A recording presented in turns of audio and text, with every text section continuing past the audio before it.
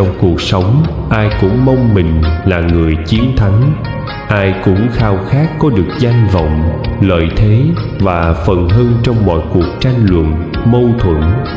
Thế nhưng đã bao giờ bạn tự hỏi, người biết nhẫn nhịn, biết chịu thiệt, liệu có phải là kẻ yếu đuối, hay chính họ mới là người mạnh mẽ nhất?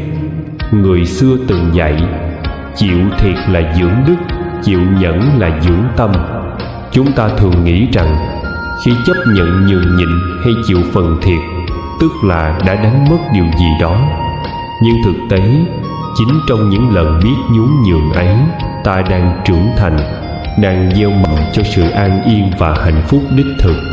Biết đủ là giàu, biết nhẫn là trí, biết nhường là đức, biết buông là tự do.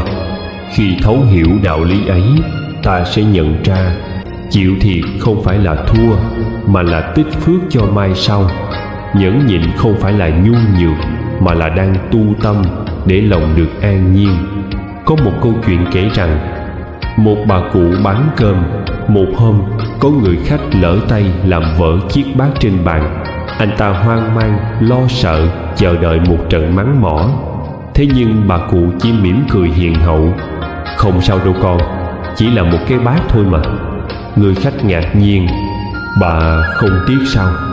Bà cụ đáp, "Một chiếc bát liệu có đáng để ta đánh mất cả một ngày bình an? Nếu nổi giận, ta mất đi sự vui vẻ. Nếu nhẫn nhịn, ta giữ được tâm an lành."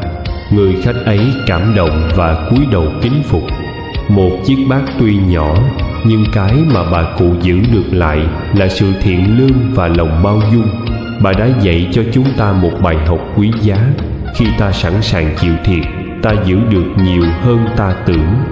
Người đời hay nói không ai chịu thiệt bao giờ, nhưng trong giáo lý nhà Phật, người chịu thiệt mới là người khôn ngoan nhất. Vì sao? Vì chịu thiệt là tích phước. Khi bị hiểu lầm nhưng vẫn giữ ai am lặng, ta không thua, mà đang nuôi lớn phước báo cho mai sau. Vì chịu thiệt là gieo nhân lành. Khi giúp đỡ ai mà không mong báo đáp, ta đang dệt nên sợi dây nhân duyên tốt đẹp, rồi một ngày sẽ nở hoa kết trái. Vì chịu thiệt là giữ bình an. Có những cuộc tranh cãi không mang lại kết quả, chỉ khiến lòng thêm rối bời. Nhẫn một chút, thiệt một chút, đổi lại được sự an yên trong tâm hồn.